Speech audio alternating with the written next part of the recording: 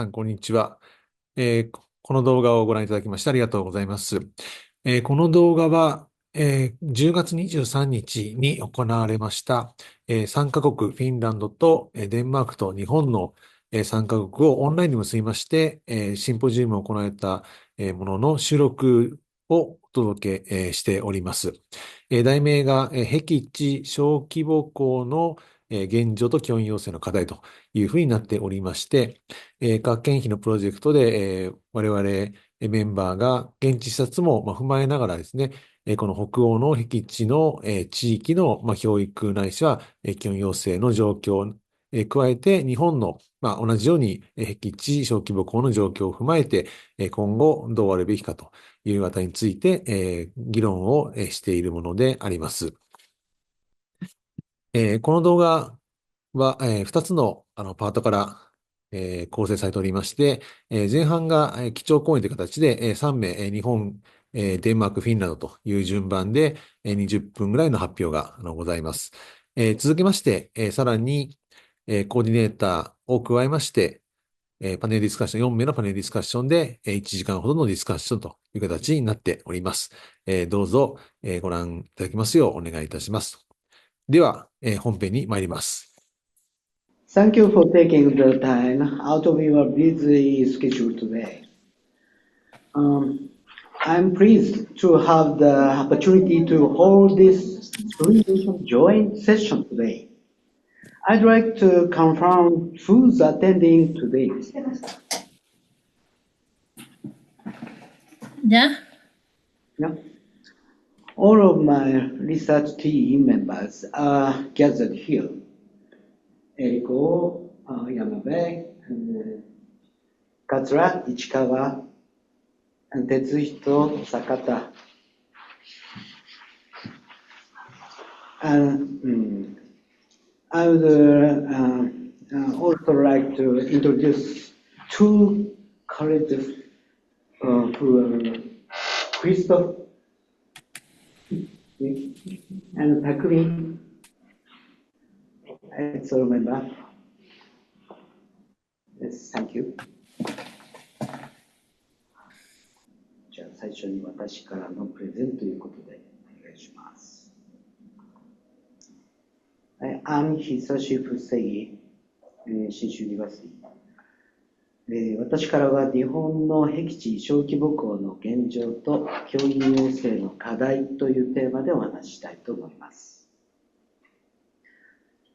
日本の少子高齢化と人口減少社会の進行、日本の学校数の減少、日本の僻地校および人事異動と僻地手当、僻地小規模校の特徴、教員養成の提言、こんなトピックでお話をしていきます。まず、日本の少子高齢化と人口減少社会の進行ということですけれども、この人口ピラミッドから、これからの日本の将来推計、人口の予測が出されていますけれども、深刻な人口減少になっています。日本の場合、1995年をピークに減少傾向が加速していまして、特に少子高齢化が深刻です。先日、消滅可能性自治体というデータが公表されましたが、これは若年女性人口がこれからの30年間で 50% 以上減少する地域、これを指しますけれども、日本列島の地図の中の黄色いマークがついてあるところが消滅可能性がある都市とされています。全国で744の自治体です。こんな風に日本は人口減少社会を迎えていますが、学校はこの30年間でどのように変わったのかという、これは表です。小学校、中学校、高等学校、すべて学校の数が減っています。特別支援学校だけは数が増えています。特に小学校は30年前、24,676校だったものが30年経つと18,989と激減しています。特に僻地エリアの学校統廃合が進行しています。法令上は日本の場合、標準規模の学校というのが12から18学級、小学校でいうと1クラス30人台で6学年小学校があるので2クラスから3クラス、中学校でいうと3学年ですので4クラスから6クラス、これを標準としていますが、この法令はあまりにももう時代にそぐわなくなっていて、日本全体の学校の4割以上はこれ以下のサイズ、すなわち小規模校ということができます。このグラフは日本の中の全校の子どもの数が50人以下の学校の推移です。小さくなると日本では統廃合、学校同士の合併が進みましたが、それでもなおどんどん学校の規模が小さくなり、小規模校、そういうものがあるんですが、その小規模校の数が少し少なくなっているというのは、小規模校同士をくっつけていく統廃合が進んでいるということを示しています。これは全国的に日本中で起きている現象なんですけれども、地域から学校が消えて過疎化が進行すると、教育内容から地域の特色が失われて、学校での学びが標準化されていくという傾向を見ます。しかしながら日本では地理的な条件によってそろそろこの学校統廃合が限界に来ています。というのは、日本では7割が森林に囲まれているという地形になっています。山あり谷あり、その地形の中で A 小学校 B 小学校をくっつけるとなると、バスで送り迎えをしても1時間以上かかってしまうというような、そういう地理的な限界があって、もうこれ以上の統廃合はできません。あるいは町や村でもう小学校は1個しかありません。これ以上統合できません。こういう状況にだんだんなりつつあります。こんな中で残された、維持された学校もどんどん子どもの数が減っていますので、そのまま減り続けると複式学級、すなわち2つ以上の学年の子どもを1つの教室の中で一緒に過ごすという、そういう複式学級が増えるということになります。複式学級がある学校というのは、教員の数がそれだけセーブされるということにもなるので、従来型の学校運営、学校組織では持たなくなるので、工夫が必要になってきます。こういった日本の僻地校、小規模校の実情の中で、この僻地というのはどういうふうに指定しているかというと、日本の場合は、僻地教育振興法という法律に基づいて、国が定めたガイドラインに応じて点数化されて作られています。例えば、駅、停留所、病院、高校、郵便局、市町村教育委員会、スーパーマーケット、市の中心地までの距離。このようなものが全て点数化されて、僻地度合い何級というような、位置づけがなされます。離島については、本土からの定期航行の回数とか、本土からの海上距離とか、こういうものが点数化されて、また島の外にあるか中にあるかということも勘案され、点数化されて、僻地の等級が増えていきます。教員は、この僻地手当というものを受け取ることになりますが、日本では現在6段階にこの僻地の等級が分かれていて、準僻地から1級、2級、3級、4級、5級までありまして、この僻地の等級が高いほど手当が増えるということになります。僻地校は日本の場合、家族でそこの学校の近くに住むということがあまりありません。基本単身赴任ということになります。そうすると、その当該地域に赴任する教員には、僻地手当の支給の他に、希望すれば全員職員住宅が用意されるなど、他の地域に比べて待遇がいいという言い方もありますが、そうしないと誰も行きたがらないというのが現状です。このへき地小規模校をもう少し見てみると、日本では公立学校の教員は自治体の中で勤務校の定期的な人事異動を行っています。これは国際社会の中でも珍しいやり方だと思いますけれども、5年、6年、7年で違う学校にもう移らざるを得ないという、そういうルールに公立の小中学校になっているんですけれども、へき地の場合は日常生活が結構厳しいエリアで生活をしている、あるいは単身赴任を強いているということから、おおむね3年程度で、街中の学校に戻ってくるとか、住んでいる元々の地域に戻ってくるというような出向ぐらいな扱いになっています。で、このへき地の小規模校では学校の先生が少ないので、先生の専門性に偏りが出たり、多様な先生との出会いがないという言い方もできます。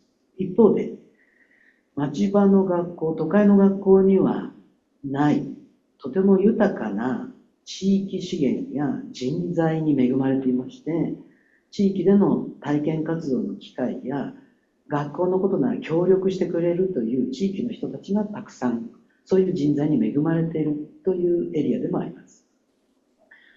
日本のこの複式学級、複数学年が一緒の教室に入っている場合の授業の様子がこの写真に出ています。例えばこの学級、3年生と4年生が背を向けて別々の黒板を見て授業を受けています。先生は一人です。この時間3年生を相手に直接指導をしています。この間4年生は待たされていまして、課題を自学自習のような形で間接的な指導を受けています。そして10分ぐらい経つとこの先生は4年生の方に移ってきます。直接指導をされます。その間3年生は今度は待たされて自学自習をしているという、こういう形で1時間の授業の時間を3年生対象、4年生対象というふうに時間をずらして計画を立てている。そして3年生の指導から4年生へ、また3年生というところに移ってくる。このやり方を日本では渡りずらしと呼んで、これが今の到達点、一般的な形になっていますが、これでは学校の先生が複数学年の教材準備を行わなきゃいけないので、負担が多い、準備が大変という声が聞かれます。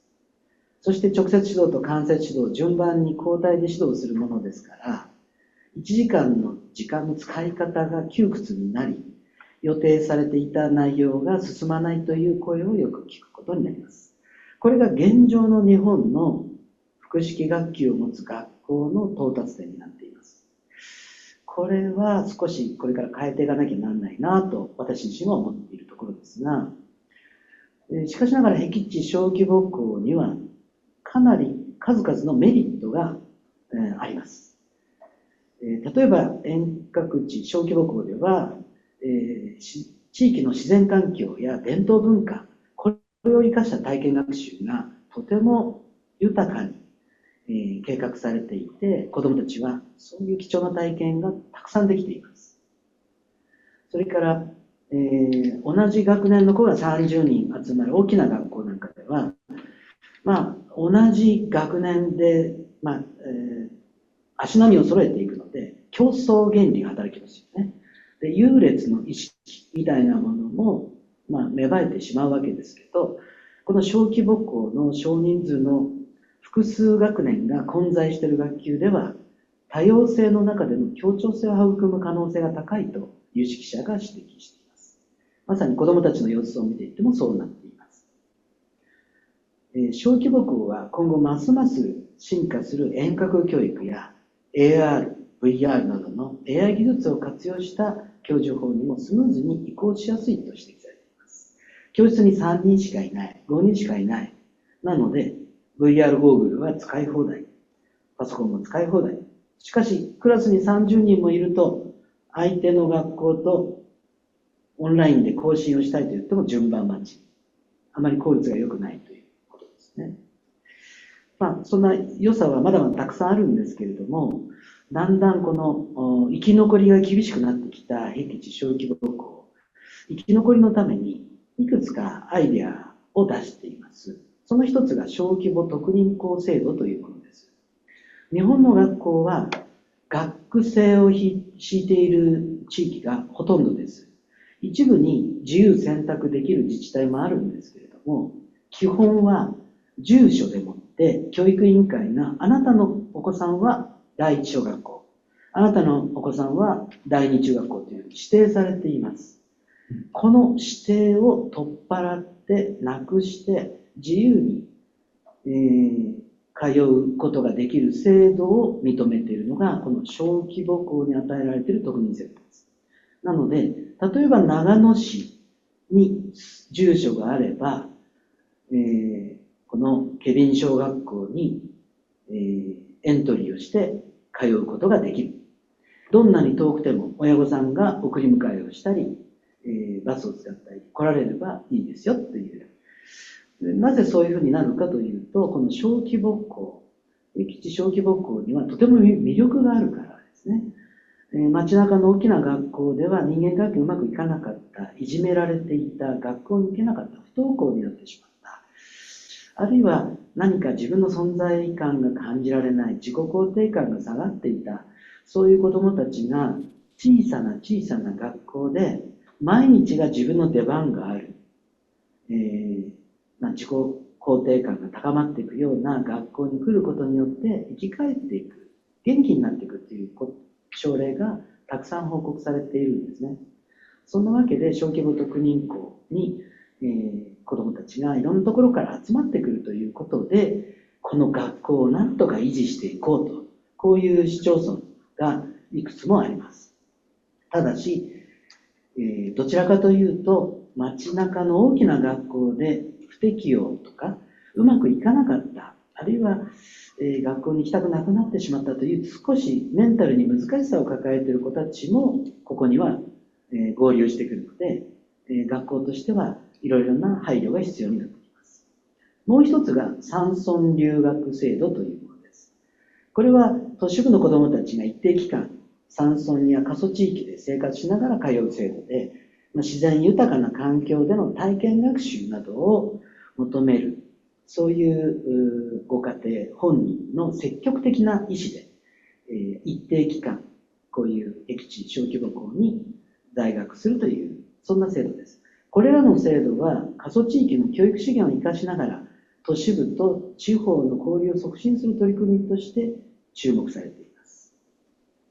さて、授業の内容に少し焦点化しますけれども、日本ではこの僻地小規模校複式学級はちょっと不利な学習環境だと言われてしまうこと、思われてしまうことが少なくありません。しかし私は個人的にそうは思っていないということをここに書いてきました。小規模校の教育の質を上げる、この質はありますが、それには学習指導の改革が必要です。そのヒントとして、例えば、この右下の写真はイエナプラン校ですけれども、あえて複式学級を作っている、そういう国、学校、エリアがあります。そこは社会性を重視して、子どもたちの安心して学べる場所にする、そこから学力が高まっていくという、順番は学力向上ではなく、安心した居場所づくり、社会性を高める、こっちを優先したタイプの学校ですけども、ちょうど僻地小規模校も同じような役割を担っていますが、こういうところで行っている授業は一斉授業ではない。先生が一律に一斉に指導する、コントロールする授業ではないものがたくさん、取り入れられています。しかしながら、多くの日本の小規模校はこの写真のように、先生がとても丁寧に、少ない人数の子供に目をかけ、手をかけ、そしてちょっとでも間違うと、いやいやいや、ここはこうだよというふうに優しく手を差し伸べます。子供たちは先生と仲良しですが、困ったら先生がいつも教えてくれるという、依存型になっていくんですよね。そこで、もうちょっとこれからは子供の自律的な学び、子供が自分でトライをしていく、試行錯誤をしていく、そういう学びのチャンスを与えていく。教師が自分の指導スタイルで教え込むのではなくて、子供の自律的な学びを優先するというイメージ。子供の学びに主導権を与えてみる。そうすると、必要に応じて子供が協働していく。決して勝手に子供同士で騒いでふざけているわけではなく、自分の学びを責任持って見通しを持って与えていくと、子供たちは必要に応じて必要な時に友達の力を借りて自分の力で学ぶようになっていきます。教師が教えるという形から自分で学ぶというこの形を少しずつ強めていく。これがこれからの小規模校が生き残っていく、そして学力の社会性も高めていく上で重要な角度かなと思っています。こんな写真もですね、私が指導に行っている小規模校の子どもたちですけれども、本当に集中して自分の力で学びに行きます。さて、この小規模校に赴任する先生たち、3年ぐらいで入れ替わってしまうんですけれども、その先生たちの声を拾ってみました。実際に小規模校に勤務してみて少し考えが変わりました。その地域に必要な教育機関をなくしてしまうことは、児童生徒やその保護者の負担を増やし、ひいては地方の人口流出に拍車をかけていると強く感じる。そんなことは思ってなかったけど、そこでひしひしと感じましたというご意見ですね。それから人事異動で僻地校への赴任が決まったときは、あまり嬉しいことと思えなかったが、小規模校で教師を続けていると、学校の原点がここにあるような大切な毎日であるように感じるという声をいただいて、で、これは小規模校の先生方にアンケートを少しずつ依頼してるんですが、この最初の問いはですね、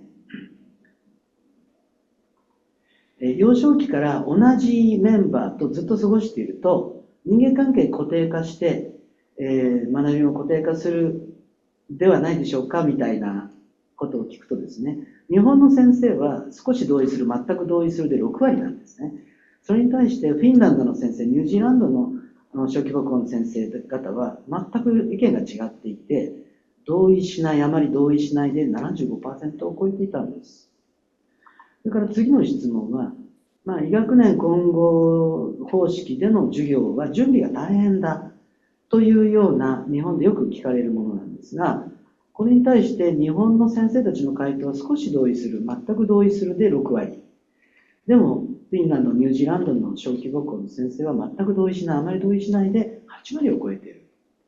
ということは、日本のこの学校教育の授業のあり方が先生主導で先生が全てコントロールするという割合が多くて、こういうことになっているのかなということが言えるわけですね。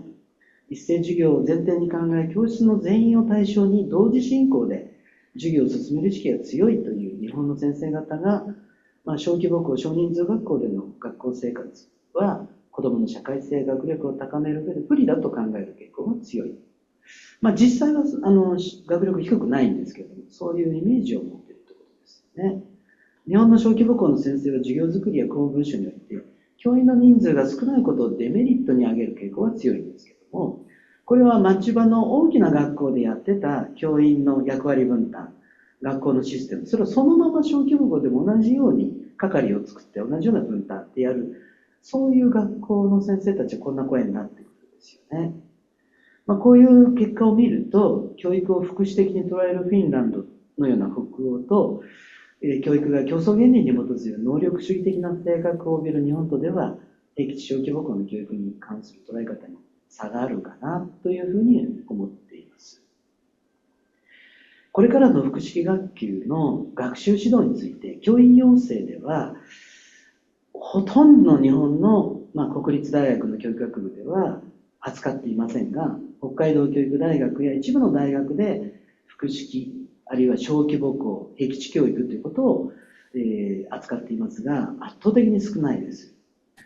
これからの教員養成の課題として、この渡りずらしという一斉指導の変形版から個別最適な学びと共同的な学びを一体的に組み合わせた複式指導をどんどん推奨していく必要があるかなというふうに考えています。最後に教員養成に期待されることとして4点、ここに箇条書きしましたが、ちょっと時間の関係で詳しく説明しませんが、子どもの自律的な学びを支援する教育観とその指導理念を学ぶこと、これを大学の教員養成でもっともっとやるべきだろうなと思っています。から、へき地複式学級の教育実習の機会を提供すること。私ども信州大学でもまだこの機会は提供できていません。3番目に、地域住民とともに学校を核としたコミュニティづくり。こういうことを学んでいく、体験的に学んでいくことを、教員養成でも取り組んでいく必要があるかなと思っています。そして、近年の ICT、AI などの最新のテクノロジーを適切に利活用するスキルをもっともっと学んでいく必要があるだろうというふうに思っています。ここで私のお話を終えたいと思います。ご清聴ありがとうございました。はい、ありがとうございました。では続きまして、フィンランドのご発表、平さんのご発表を、前日に収録した動画を見るという形で、お願いしたいと思いますので、今切り替えていただきます。Okay. And this is my presentation concerning village schools and teacher training in Finland. Now in Finland we have comprehensive schools 2013, so last year 2023, and here you can see the grades 1 to 6 and so on, but together 2013. And schools with less than 50 pupils in Finland last year, they were 286 only.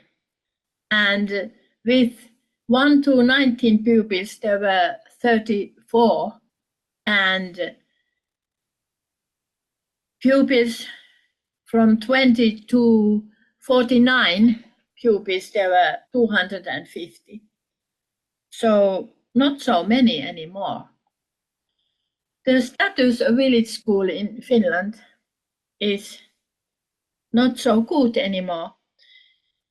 We have enough high-quality research on rural village schools in Finland, but decision makers are largely unaware of the research results. And that's why there is a risk that almost all village schools will be closed because their importance is underestimated. And 55% of Finnish primary schools have been closed during 1990 to 2020.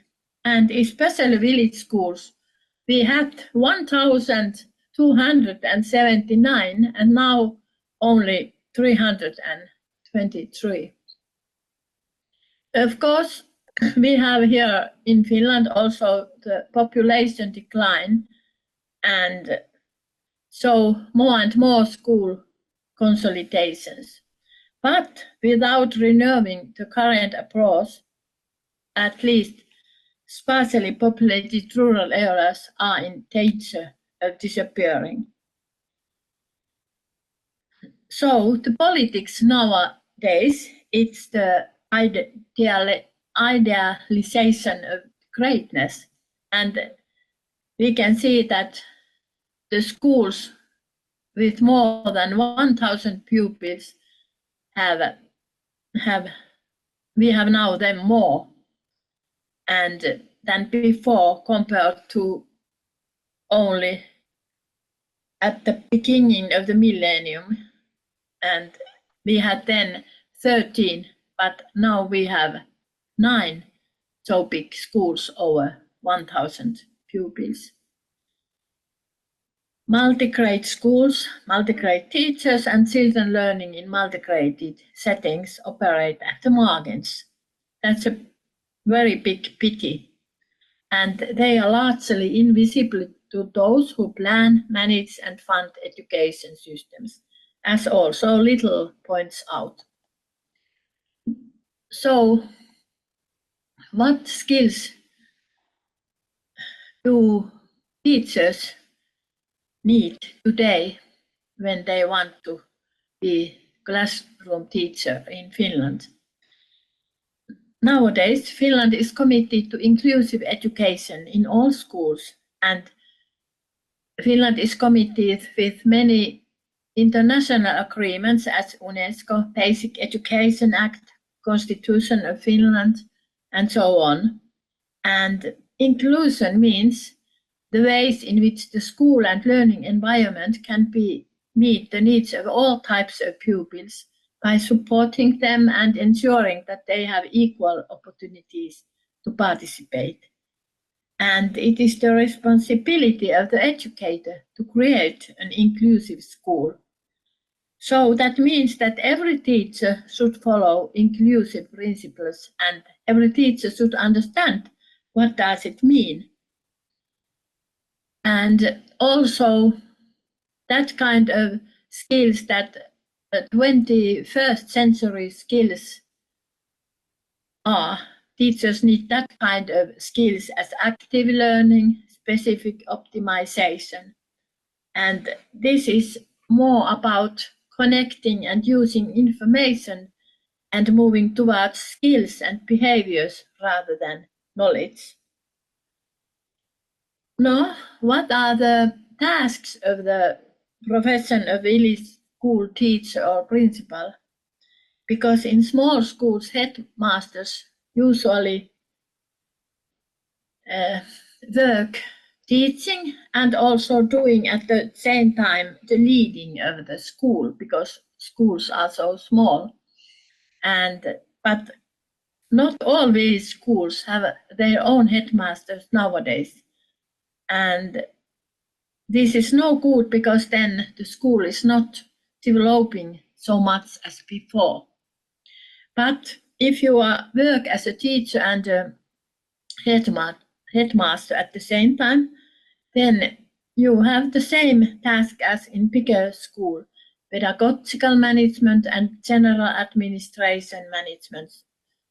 For example, curriculum work, annual work planning, evaluation, and so on, and learning management of individuals and the entire community, and so on, all the same tasks.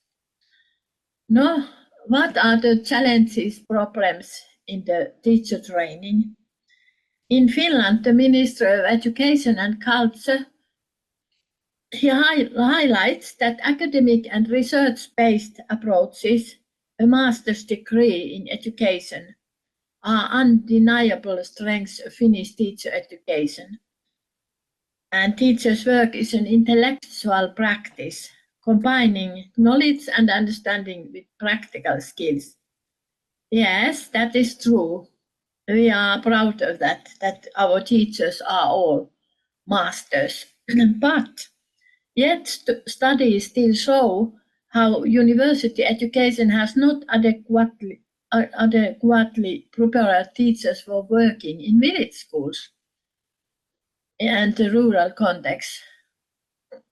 So the basic education to work as a class teacher is insufficient, very limited, or very weak. So the situation in Finland is similar, so that in the world there is no specific preparation for teaching in an integrated class. Usually no pre-service courses or in-service courses available. As also Koonis is telling the same thing. And what are the challenges experienced by the principals?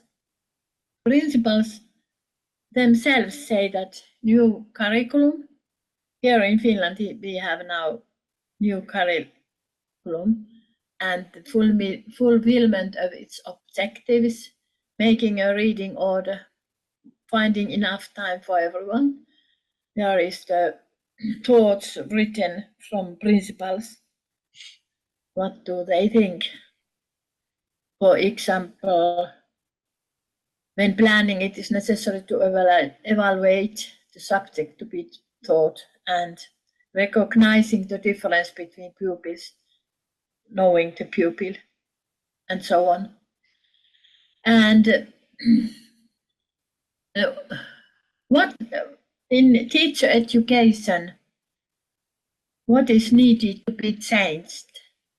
Say, so the teacher training with a rural focus is almost indispensable factor for a teacher who intends to work in a village school, as said before. But all student teachers would benefit from this rural focus training component, because then it would be easier to get teachers to work also in sparsely populated areas, and teachers would be better adapted to the work in that kind of environment. And also even working teachers need in-service training, because the world is changing all the time. And when I was leading the rural school as a producer of quality education by Finnish National Project Services, for years I got some study material and interviews, and the teachers said that they want to receive that kind of education as curriculum development, new teaching methods, techniques, strategies, teaching arrangements, theory of integrated classroom teaching. It is very well known in Finland that in the universities, professors, they don't know the theory of integrated classroom teaching because it has not been their subject. And teachers would also like to receive training in ICT. So we can see that nothing has changed. Teachers have not received the training they want. And unfortunately, multi-grade teaching and village school education is still an undervalued teaching method in Finland. So what are teachers thinking? There are more than 4,000 villages in rural Finland, and these kind of schools have a strong sense of community. And of course, the school is often the center of the village, and they are very safe and homely, and everybody knows each other, and so on. No, on the other hand, teachers can feel professionally isolated if they do not know how to develop their pedagogy in line with place-based pedagogy.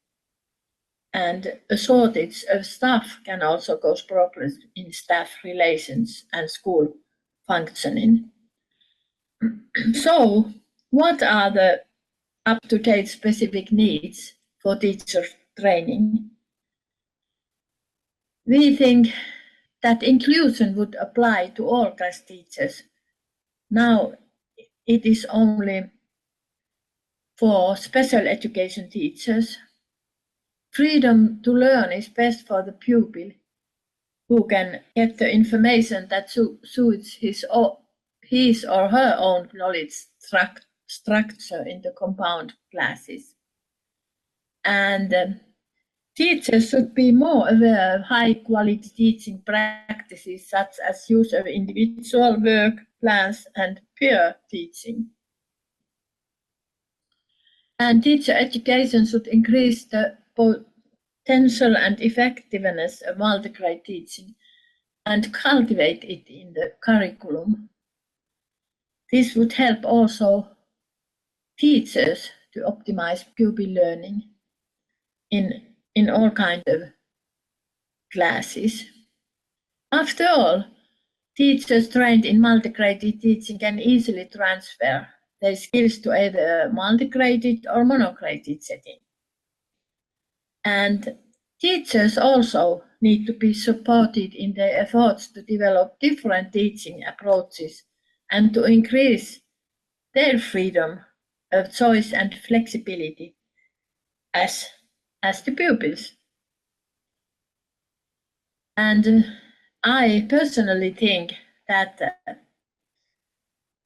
teachers need more information, multi-grade teaching styles, flexibility, and holistic style of learning, as Dunn has researched the learning styles, and there are people who want to, students and teachers who want to always work in that kind of environment. There are not very many noises and there are much light, and they can do in peace only one work. But in the community, like where small schools are, it is good that you are that kind of global style of learning, that you can do many things simultaneously. So voices that do not disturb, and light can be changed, and so on. And of course, you need creativity, because you all also organize festivals and all kinds of events in the small schools, and then you have to work with quite a small amount of pupils, and then you need to create all kinds of happenings and roles for the pupils, and that's why you need also that kind of skillness. Now, at the end, to be considered, as Norwegian Professor Rune Kvalsund has said, that school closures have become a silent reform, a reform with serious consequences for people and the countryside. And I think that one might add that teacher training is doing the same by forgetting the small rural schools. And here is my thanks. Thank you and arigato gozaimasu. And here you can also see my sources if you want to see them later. So, arigato gozaimasu. じゃあ、引き続きまして、ブイツ先生のデンマークのものからの発表を、引き続き、拝見したいと思いますので、切り替えさせていただきます。Hello. Thank you for having me today. My name is Britt Due Timmensma, and the name of my presentation is What You Call a Remote Area is My Home. The task I was given today: 1. Please introduce the current situation and challenges faced by remote areas and small-scale schools in Denmark's compulsory education system using objective data where possible. 2. What skills are necessary for teachers working in small schools and with small classes in Denmark? Additionally, what should be included in university teachers' training programs to better support these needs? And my approach is: first, I really shortly will introduce you to the Kingdom of Denmark. And then I will talk a little bit about population characteristics after 25 years of centralization. Third, skills needed by teachers in small schools. And I have examples from an island in Denmark and one in Greenland.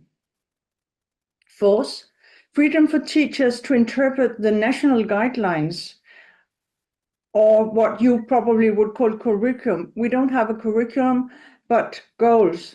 So freedom to interpret these goals in a specific context, including examinations in grade 9 or 10. And let's start with the Kingdom of Denmark. When I look at a map, it's really a strange construction. Greenland, the biggest island in the world, is part of Denmark. It has 57,000 inhabitants. Then there are the Faroe Islands in the middle of the Atlantic Ocean with 24,000, and Denmark with 5,800,000 people. So there's a long distance between the north and the south of this kingdom. The population have local home rules in the tree, but they share like foreign policy, army, all these things, which is dealing with a national framework. And we also share the idea that children should have a compulsory education of 10 years or 11 from grade 0 till grade 9. In Greenland, it is grade 10. When I look at this map, or actually 3 maps of Denmark, I would like you to focus on the population characteristic in 2022, after 25 years of centralization.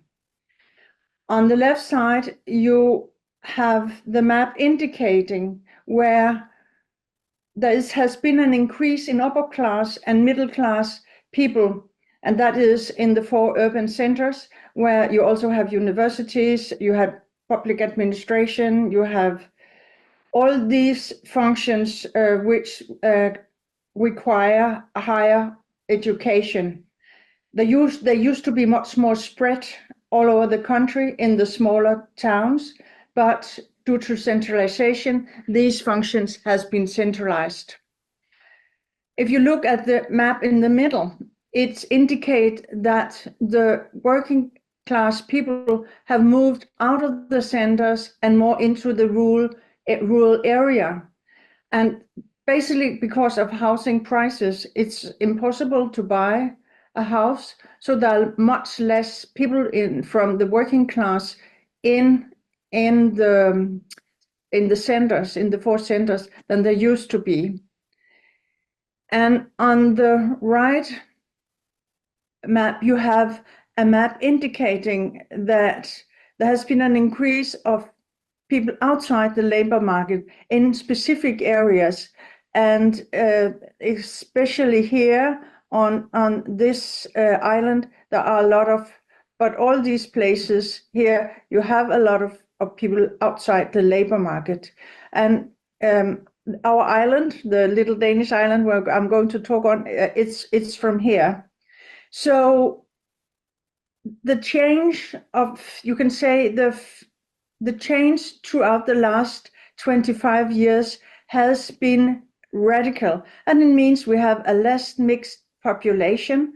And we also know that especially in these rural or remote areas, the number of male students who want to finish high school or another kind of secondary education has declined. Actually, it has not increased. The number of females who wanted this kind of education has increased. Females know it's very hard to get a good job if you don't have an examination. It seems like the male students, more male students, take a chance. So that's a current situation. And I will just bother you with a little bit of statistics again. And in Denmark, 84% have finished upper secondary school or vocational training at the age of 25. And it's rather late seeing in the context of, for example, Japan. But in Denmark, you get really many chances if you don't follow the mainstream, you will be allowed to try again and again. There is a gap of 40% university parental education compared to students with parental compulsory educations in remote areas.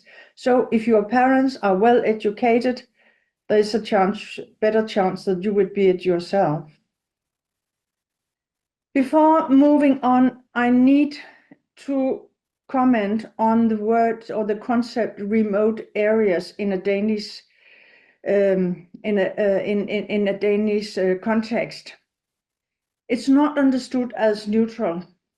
It can be understood, or it is often understood as disrespectful by people living in these areas. And it is used in medias and public debates.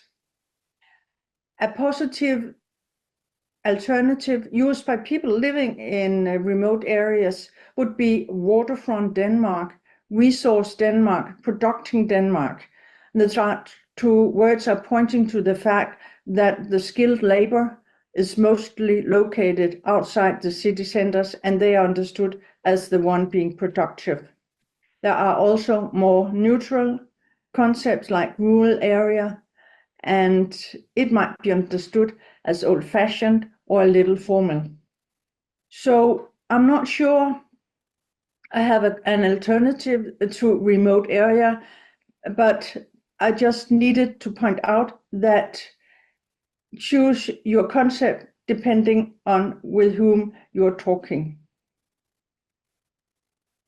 So I'm talking a lot about what's going on, and could we say that we are witnessing a withdrawing welfare state in remote areas? We can at least see that there is a lack of variation of the types of occupation which is taken on by the population. And the school system has definitely become much more academic. We have national tests and a lot of control by small tests throughout the years in school. And there's less focus on student contacts, social development. One of the things the school should promote is democratic citizenship, and things like that is not so highly prioritized as it used to be. Do we still have equal opportunities in this country? I'm linking to research, and here the answer is yes and no. So I think it's this ambiguity which we are facing right now. I would like to move on to the small island, Ormø, and skills needed by teachers in small remote schools. The school is located in a municipality, Slagelse, where 7 small schools were closed, but not the school on Ormø. This island has 166 inhabitants, a grocery store, ferry to the mainland. It takes 50 minutes, it goes regularly, and it means that you can work on the mainland, and on the island there are very few job opportunities. In 2023, the island was selected the Island of the Year among other 50 other islands around the mainland Denmark. I visited the island in 2022 with a group from Japan, and at that time they had 7 students. At the moment, 4 students are enrolled, but actually there are only 2 students left, because from the 1st of October, one family split up and the mother took 2 children to Iceland. And so this really describes to me how vulnerable these little schools are. So just a tragedy or something happening in one family that has influences. So today they're sitting with 2 children and not really knowing what to do. there are two parents, and of course they can connect to the school on the mainland, which they collaborate with. But yeah, that's really a difficult situation. And here we're looking into the classroom, and the children in the upper part have their first lessons in Japanese, and you can see all the 7 children at the background on the wall. So what can they offer in these small schools?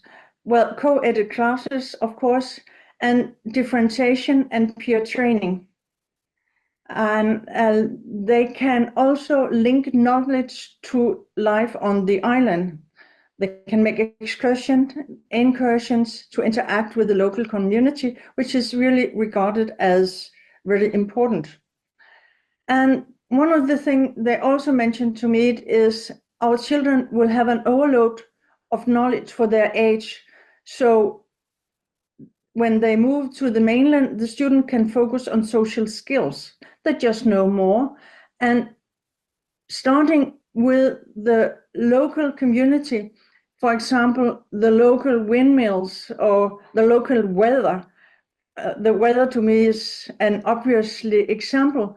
They observe the weather for a long period. They get to know what data is, and they get to know what you can use data for example, in a statistic program. And so from going from this concrete into the abstract level of education, that's really something which is a gift for these communities, I think, and a gift for these children who often will think concrete due to their parental background. So, of course, there is e-learning as a supplement, but in Denmark, we are really, after 10 years of having everything to be e-learned, then we are much more reserved about this. So from this island, I will move to another island, and that is an island in Greenland, in Sermersooq municipality. And schools in Greenland is in many ways something really different, at least if you are in one of the 57 settlement schools. And then there are 23 town schools, there are 4 high schools, 8 locations with vocational training, and there is 1 university and 1 art school in Nuuk.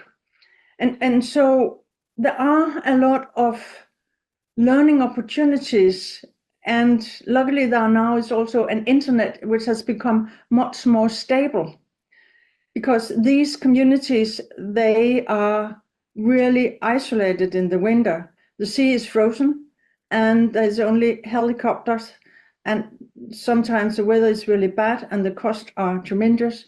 So yes, you are here in this village, and when it's winter, you wait for the sea to reopen, and then you can move away.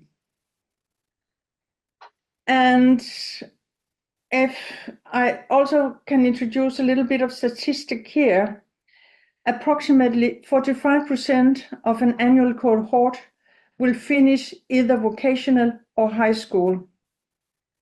And I think this number of students is closely linked to the fact that so many of students living in remote areas have to leave their home at a very early age in order to finish their education, or just finish lower secondary school. And how can I talk about this? Well, we will start with this island. Just like Omer, it has almost the same amount of inhabitants, 160. There are fishing opportunities, hunting opportunities, and there's one factory where they are working with sealskin and service jobs, but also families where they are unemployed. And I mean, it's really difficult to find a new job when you are living in an area like this.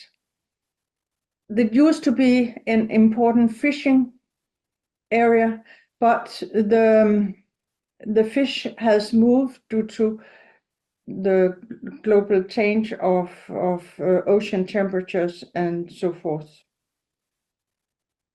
I visited this settlement school. It had 31 students, grade 1 till now 9. It used to be only 7, but now it's grade 1, 0 till 9. And there are 3 teachers. There is also a community center. And I think the flag from Greenland compared to the Japanese flag, that's really interesting. So let's walk into this classroom. And here I will quickly introduce the digital infrastructure Kivitsisia in Greenland. And it is introduced in order to improve the knowledge level of compulsory education and have more students pass their final examination after grade 10. And it means that, for example, this school, the children are dependent on 5 teachers living in Nuuk, the main town, and they teach online grade 6 till 9 in English, math, and Danish. And so they have maybe a local teacher who can support them, who will be in the classroom, but sometimes also leave because this teacher have other tasks to do, other students in another classroom sometimes. And it means the students that are really left in a situation where much more fun things than being taught online is just a couple of clicks away.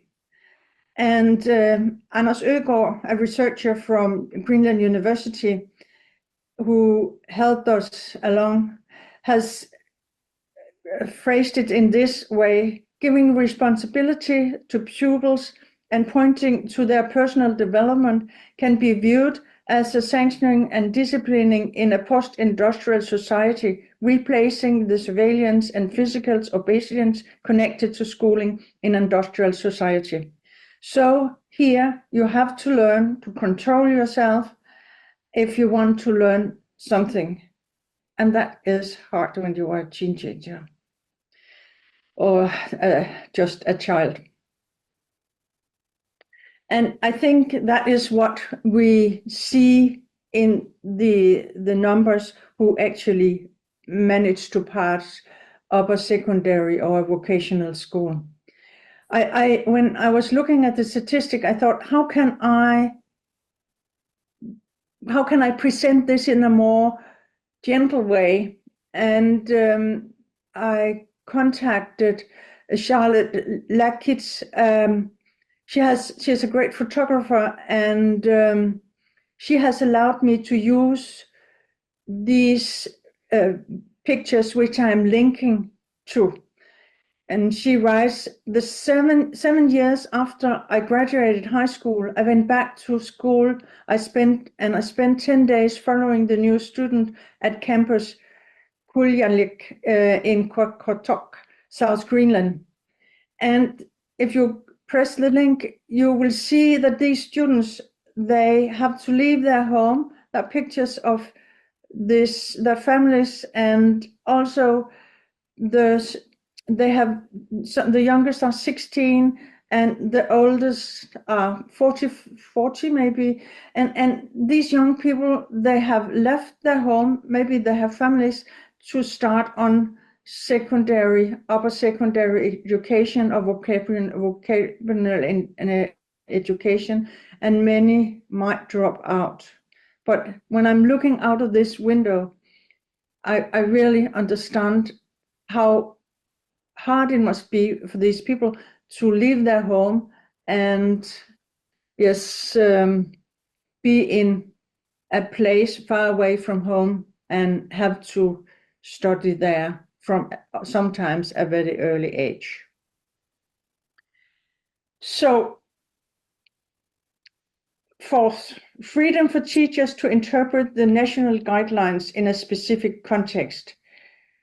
So when I look at teachers in remote areas, I think it's important to be able to organize co-ed classes, differentiation and peer training, linking knowledge to life in a local area, excursion and inclusion to interact with the local community, learning in a situated classroom and allowing for individual creativity, overload of knowledge for their own age. When moving to a bigger skill, students can focus on social skill. Final exams after grade 9 or 10 should be locally designed, be able to apply e-learning to local context. I think many of these things are already in teacher education. I'm not sure outdoor education, but it should definitely be part, just as situated learning. Create or transform teaching materials to be used in a specific context. I know that young teachers will not have time always to create their own teaching material, but they should be confident in transforming things. And maybe one of the most important thing is an innovative mindset and social skills. When you're living in these remote areas, nobody is often helping you. You have to take the initiative yourself. You have to have the social skills to make other people work with you. So I really tried to bring you to two locations really outside the main track we usually follow. But sometimes I also think, looking from the point of Tokyo and at the Nordic country, maybe I myself come from a remote area. But just like in Greenland, I learned they don't think they come from a remote area. And the same with me, I don't really think I come from a remote area. When you are in the remote area, you don't think so. I think that was the end. I'll just stop sharing my presentation. はい、3つのプレゼンテーションを、ご覧いただきまして、これからのディスカッションの方に移らせていただきます。3人のご発表の方に加えて、指定討論で矢田匠さんに加わっていただきまして、この先は進行をお願いしたいという次第でございますので、じゃあよろしくお願いいたします。ブレイク。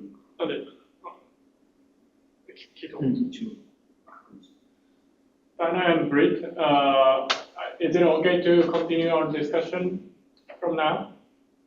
Yes. Okay.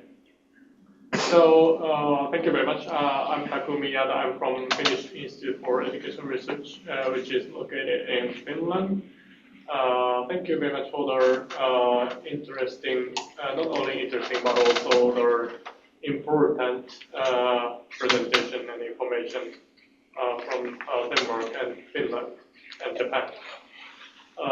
What I was thinking is that even though their contexts are cultural context, social contexts are totally different between three countries, what is happening is the same or quite similar. So I will share my screen.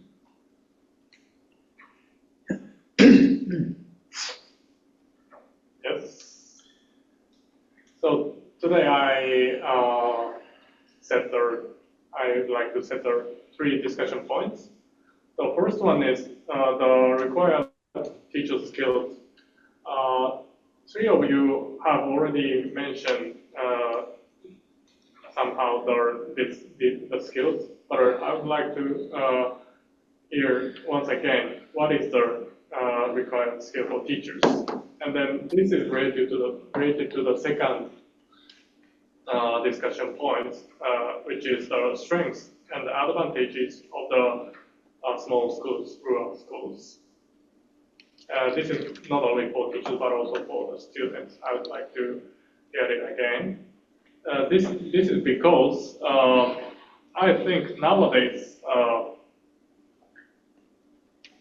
in Finland the merger of the school is also going on, not only in the rural place but also even in cities, big cities. What is happening is here. For example, the daycare school, which is called daycare school, where the early year children got together and then spend their time in one building.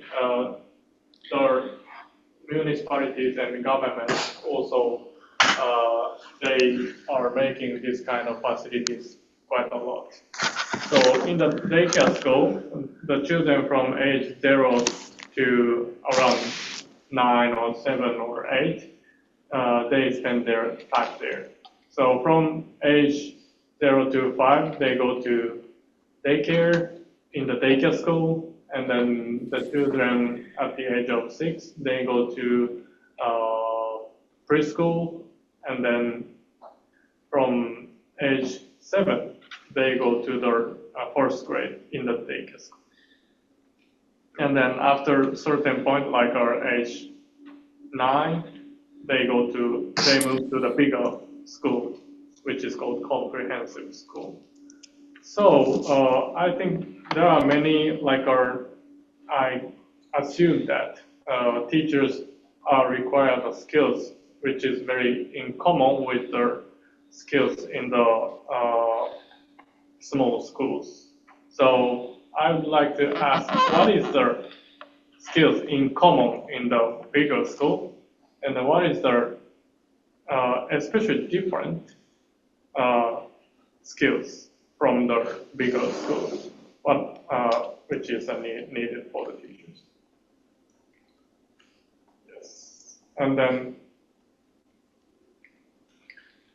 I have a third question, which is education enhanced by ICT. So I'd like to ask about what is the optimal use of ICT in small schools?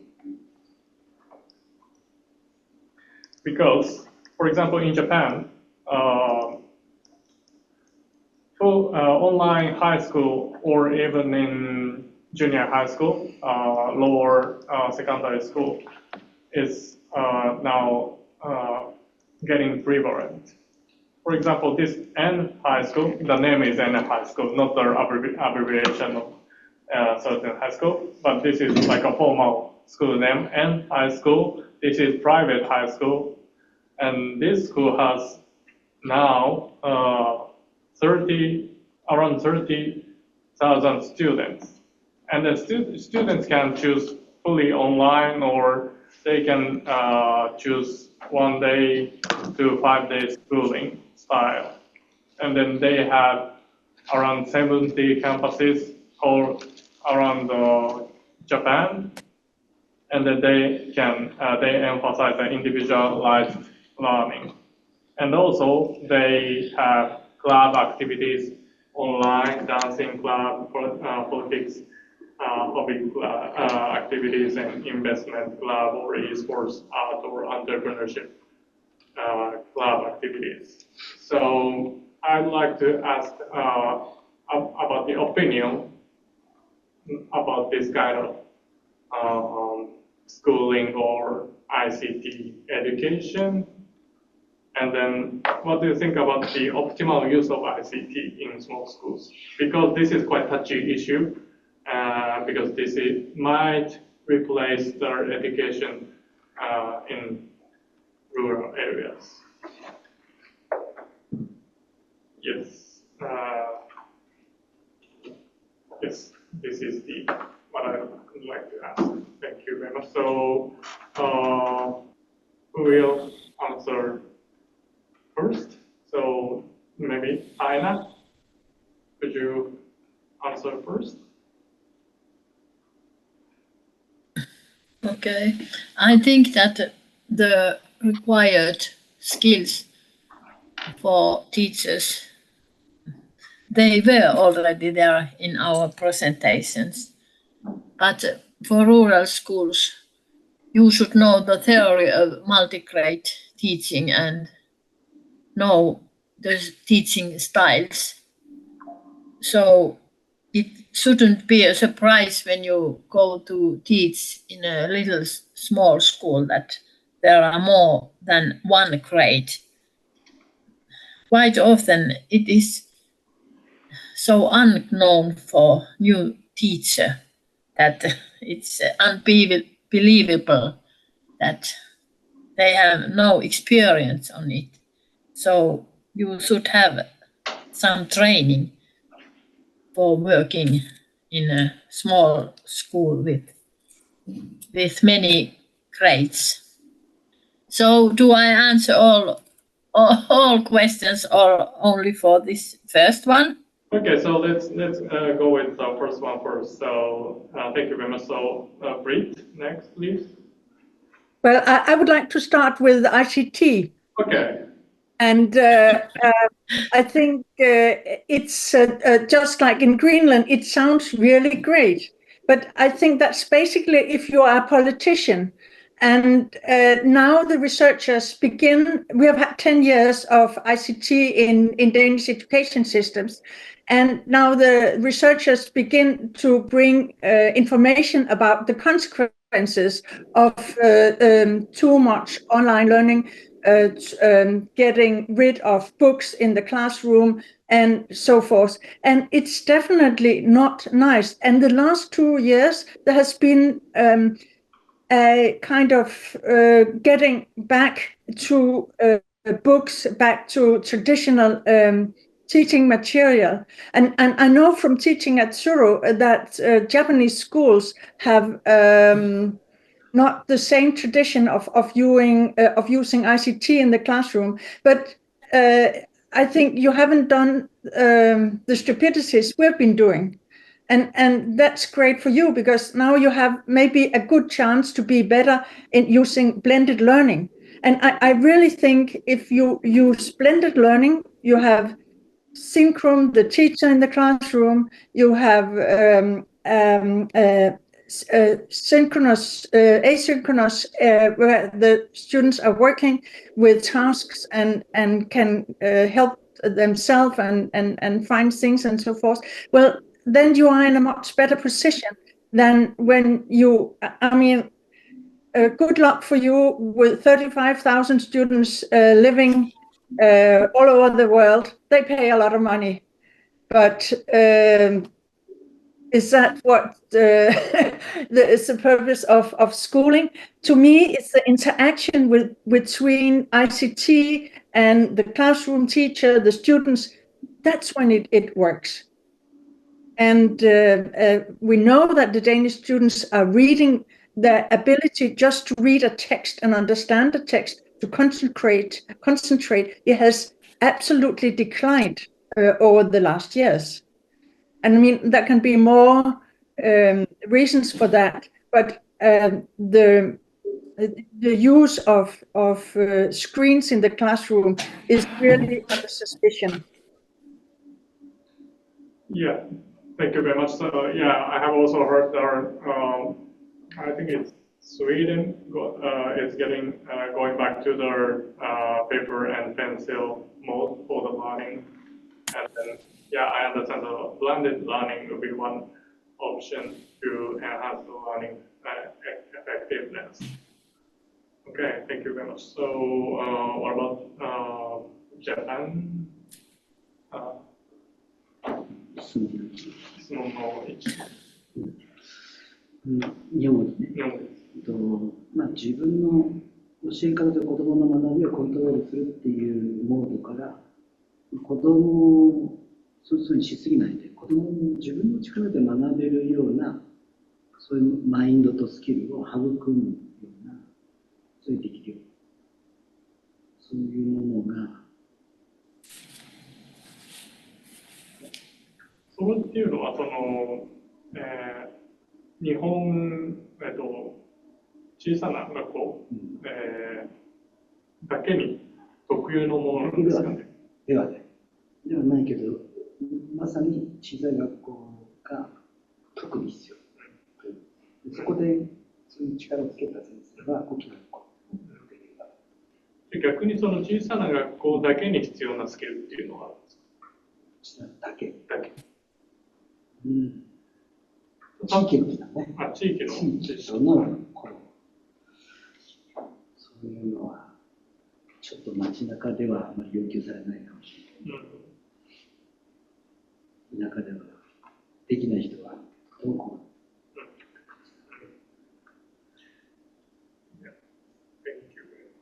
？So, what about Brit? So, for the question first, what do you think?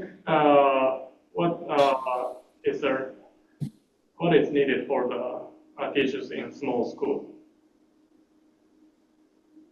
Excuse me, did I hear you correctly? What skills are needed in small schools? That was the question? First question. Thank you.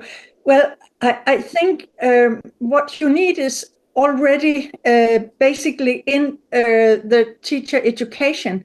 But when you finish school, just as it was just mentioned before, you don't know how to use it. And so I actually think experienced teachers, well, that's probably very important that you have teachers who have a lot of experience, who knows alternatives, who are not depending on, in Denmark, you don't have curriculum, but you have a goal. So in order to achieve these goals, you must be able to think in alternative ways, and you should be comfortable thinking in an alternative way, using what is at hand for you, and still being able to bring the children to a higher level actually than what is average, because they are going to need to learn, the students need to learn to be social in a bigger community when they leave the island to have an education. Is that what you mean in the presentation? You said that innovativeness is needed, so teachers need to be innovative or entrepreneurial to make their class teaching fit to their. Yeah, instead of sending the young teachers to remote areas, you should send the old teachers to remote areas. And I know that's, and I mean, I talk from a position where nobody is forced to move anywhere, but I know in Japan it's different, and I know all the young teachers who are inexperienced, they're sent. So couldn't you turn it around? And what I see, the teachers on the islands, they often have skills. I don't really see here that the young people, they move to an island. Okay, yeah, that's true. Yeah, Taina said that it's important, I think, that maybe in the teacher training level, they should know, students needs to know there is small schools if you haven't seen their small schools, so they can somehow come up with what the small school is and how they can teach if they become a teacher there. So that kind of information or knowledge is needed, especially in Japan. Okay, so let's move on to our second question. What is the strengths and advantages of the small schools? So, Britt, can you go? Well, I think the ability to meet the student where they are. I mean, you really see when you're sitting in a classroom with 45 students, it's hard for a teacher to see each student.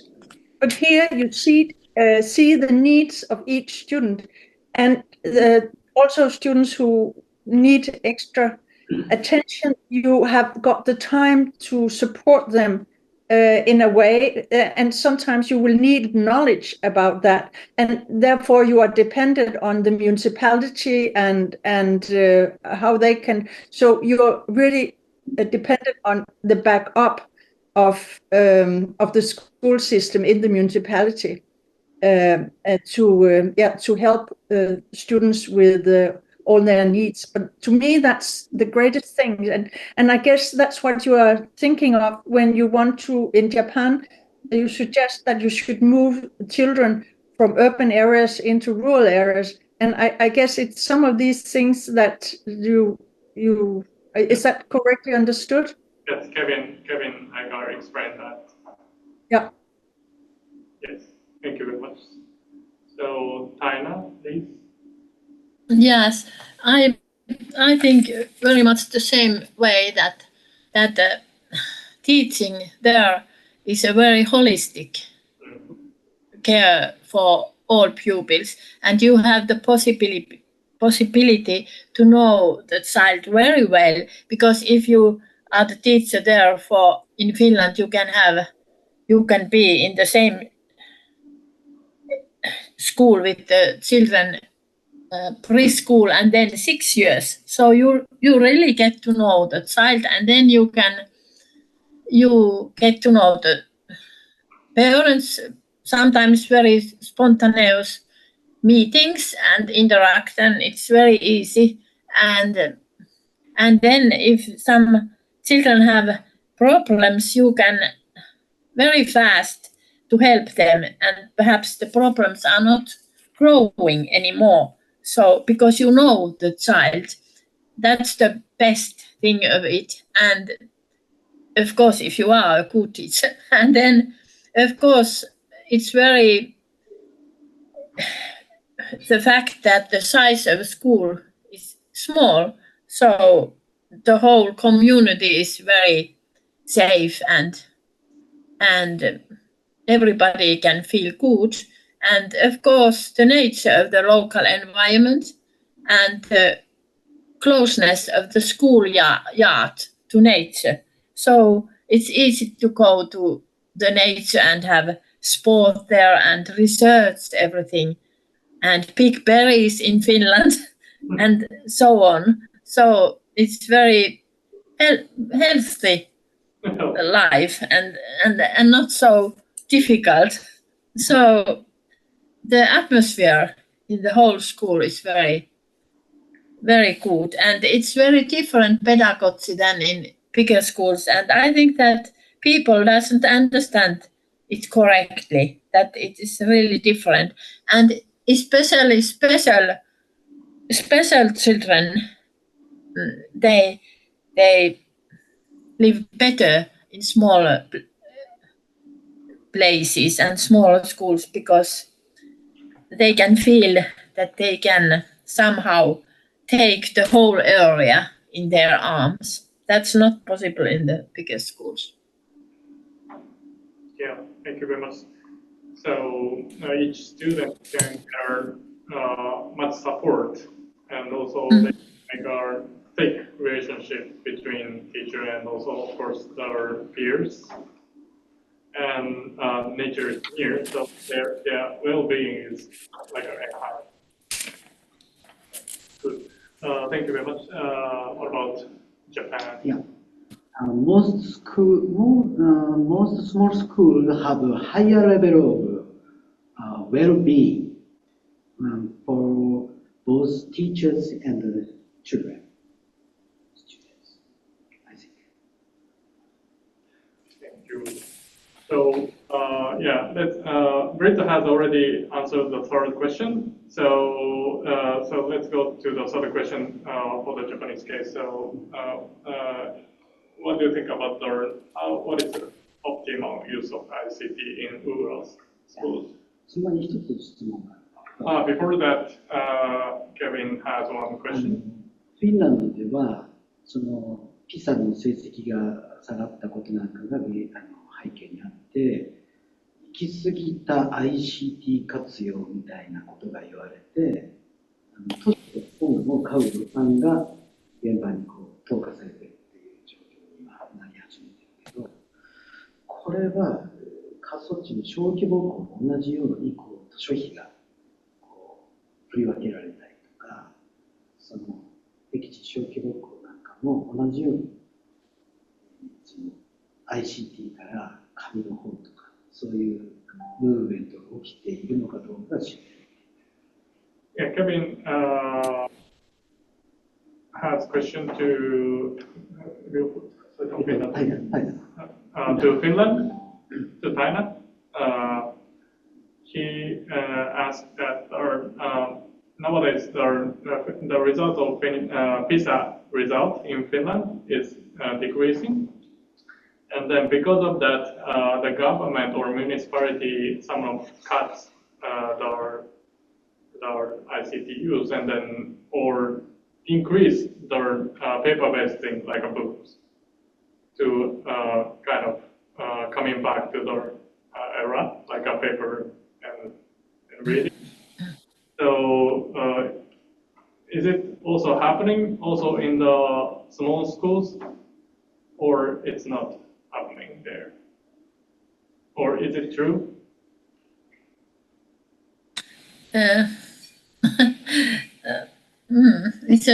I don't know exactly how it is in small schools, but I think that the results are not so bad in small schools because usually you have more time with children and you can still use books there.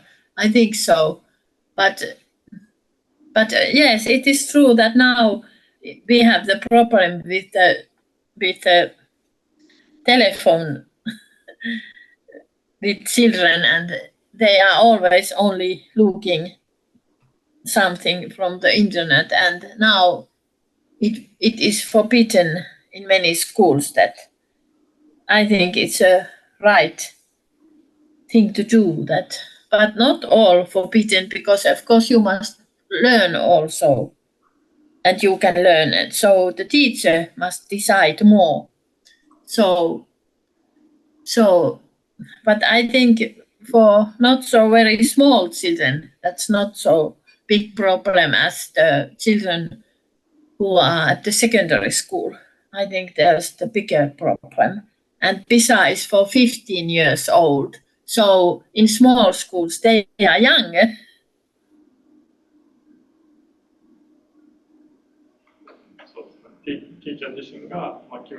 I think that can explain. Yeah, and that's why. But for using ICT, I think it can be also very easy in smaller schools, because when I worked, quite many years ago, but when we have computers, you could learn pupils to use them more easily when you have a small group and they learn to make pages and so on. And so it was somehow easier. But of course, when you have distance learning for very small children, when they are at their first or second class, it's not so. Teacher is more important. It's not easy because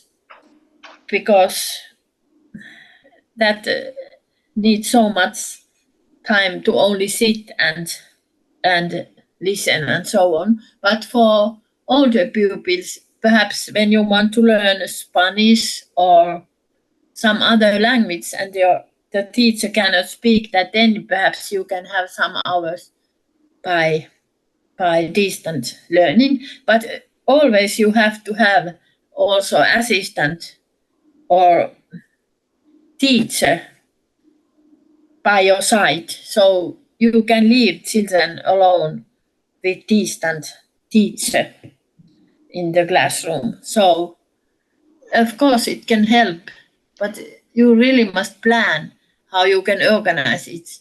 It's of course it's easier for older pupils.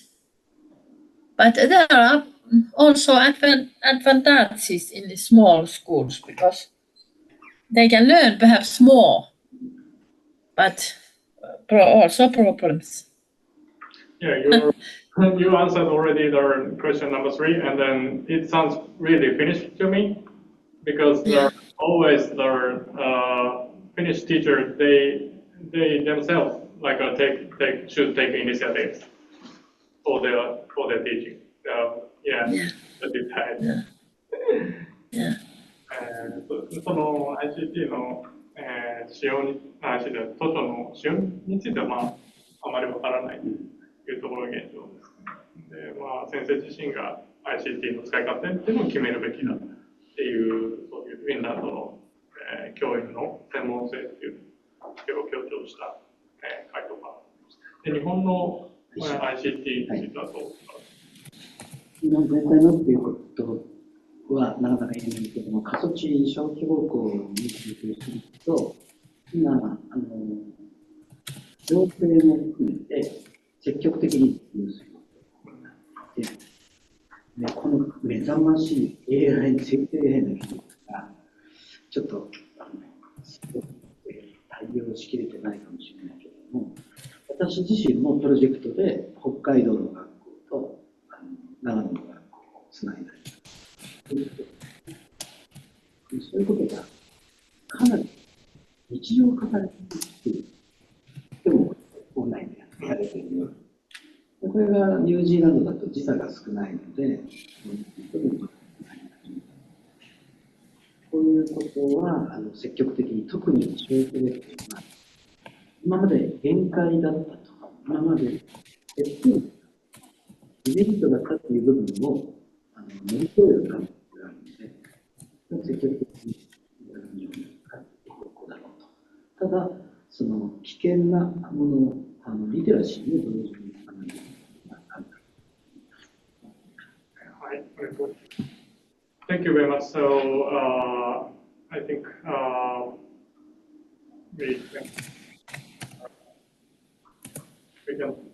we could think there are many points, especially what I said in the beginning. So many required skills and strengths, and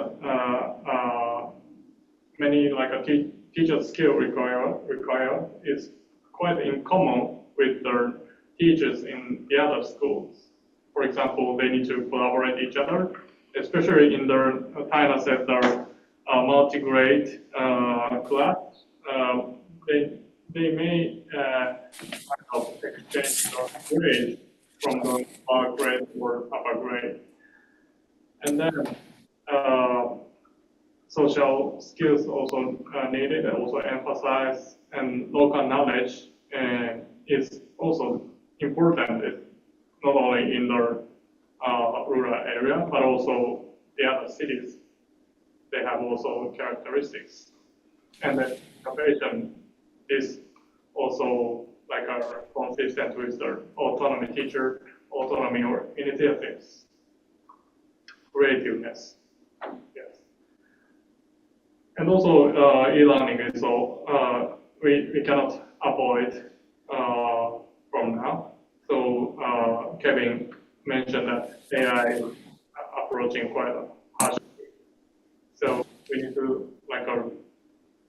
need to discuss how we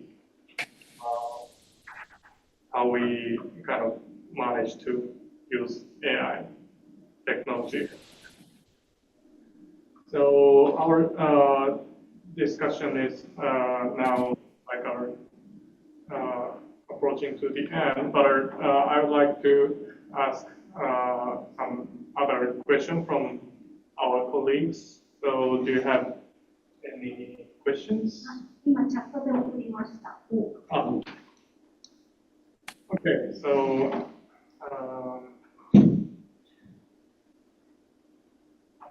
Enrico gave us a question that if we would send our older and more experienced teachers to remote or rural areas, would you say that certain types of special training would be beneficial for those experienced teachers before transferring to small school?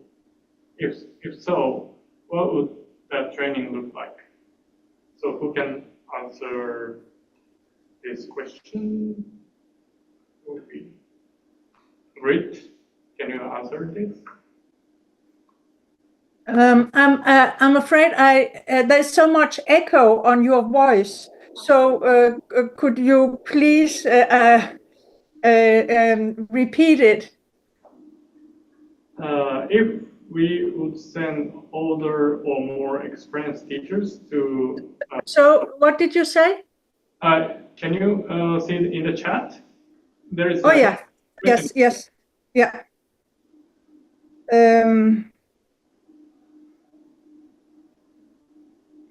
It's in the bottom. Yes. If we would send older and more experienced teachers to remote areas, would you say that certain types of special training would be? Yes. I think, I mean, this is a personal opinion. It's not something I can back with research. But I think when you grow older, like me, you also tend to stiffen. So your mindset is not as open as it used to be, I think often. And so, well, how do you balance these things? I mean, I think a great thing would be working in pairs. Could you send a young one and an old one and make them work together and really commit them on working together? I think that would really be a wise solution. I mean, we all come with our background from different experiences. I have a life before the world became neoliberal. And my basic thinking about education was formed before neoliberalism. But I meet students who see that as an obvious way of thinking about the world. And they want to train the students for these qualifications. And then we have the reaction. What I find so interesting is that you take on a subject in a period of time where we have these clashes between remote areas and the centers. And so this discussion about how the teachers should be and think is to me a discussion which has much more broader perspectives and is dealing with what kind of society do we want. And I guess in a school we need to be able to embrace those who think as we in the from the past, and those who are thinking in this more neoliberal way, and therefore you need these mindsets to be competing in in the same area and collaborating. Does it make sense to you? Yes. Okay. Good point. Yeah. Yeah, actually, I agree with this. So nowadays, inclusiveness or inclusive education is quite like like a claim. And then, so what inclusive means, and then what kind of society we would like to have. So we are keep being asked in that aspect too. Thailand, do you have any comments on this question? But I become curious about how you see this from a Japanese perspective. I mean, what is your concern about like a concept rural area? Is that a problem in Japan, or is it this periphery center discussion is that not existing as part of the teachers' understanding of their the world they are teaching in?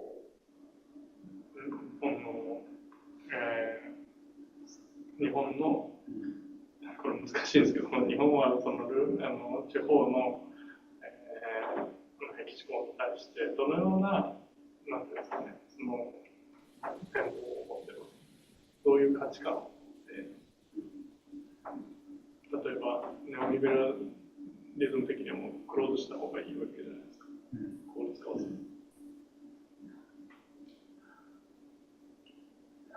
学校現場の先生たちで基地講に赴任してそれを味わった先生たちは残すべきだっていう思いが強くなる。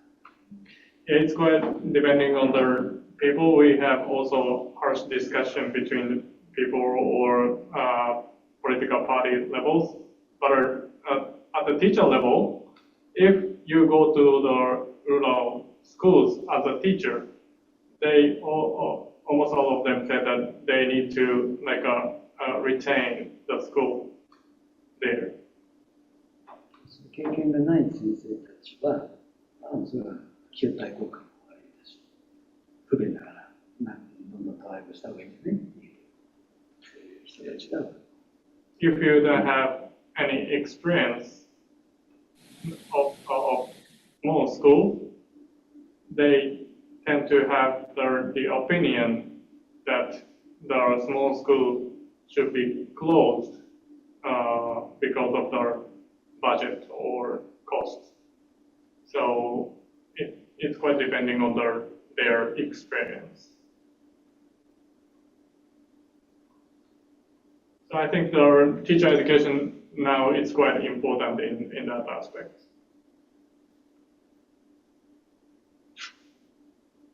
Can it be your answer, Subri?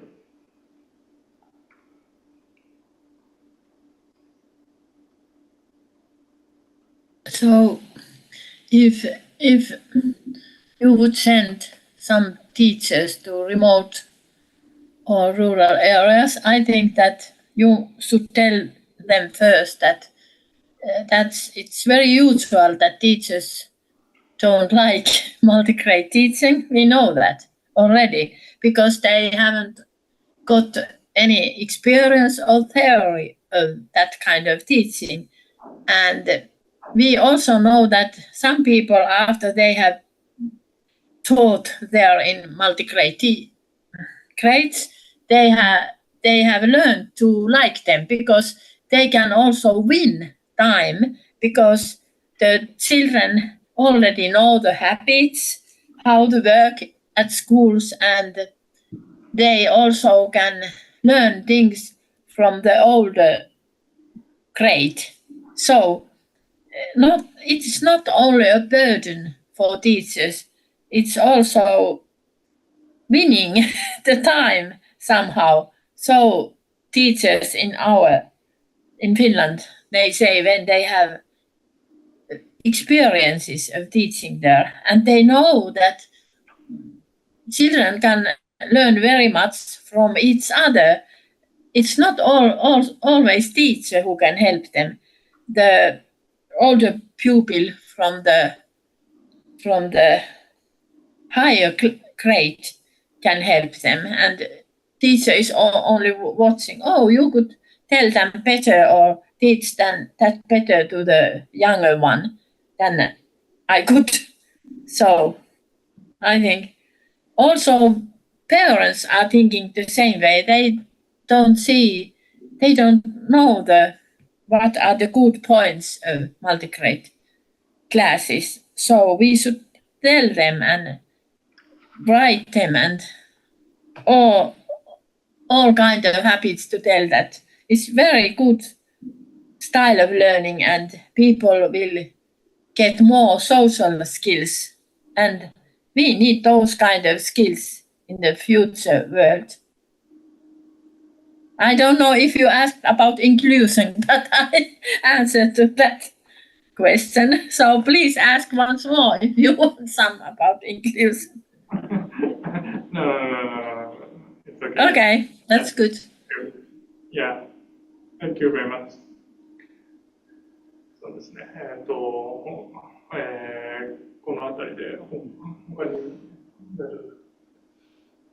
Okay, thank you very much. So thank you very much. So great discussion and presentation and discussion. So thank you very much once again. And so I take over my role to Tetsuhito again and to close this set. はい、このディスカッションをしていただきましてありがとうございました。今回これを収録して配信するという形になりますけれども、この生のディスカッションの感じがうまく伝えられればいいなというふうに思っています。で、個人的にはお聞きしていて、やっぱりなんかどうしても都市部 VS ルーラルエリアみたいないうディスカッションっていうか、そういうような発想で考えがちなんだけれども、もうちょっとそれをうまく外して、包括的に見た方がきっといいことが多いんだろうなというようなことは思った次第でして、ぜひまたこの動画をご覧いただいている方からもご感想をいただきたいと思っております。本日はご参加いただいて、会場の方々も、ご覧いただいた方も、ご参加いただきましてありがとうございました。またの機会を楽しみにしたいと思います。Thank you very much. Thank you very much, Rita and Tana. Thank you. Thank you. Thank you for having us. It was a great pleasure. Yeah, thank you. Yeah, it was a great pleasure. Thank you. Nice to meet you.